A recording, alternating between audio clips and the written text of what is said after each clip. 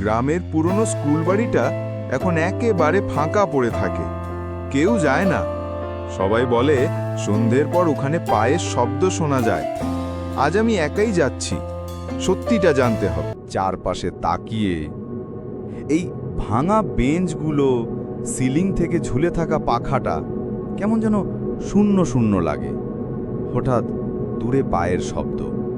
এই শব্দটা, আমি তো একাই এসেছি, তাহলে স্বামী,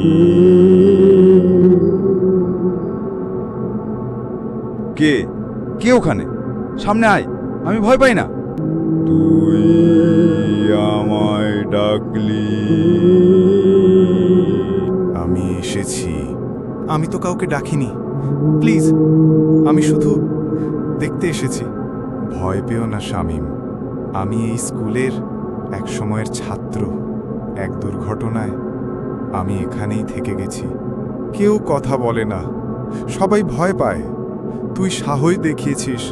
তুমি কষ্টে আছো, আমি আমি চাই সবাই জানুক তুমি ক্ষতিকর না।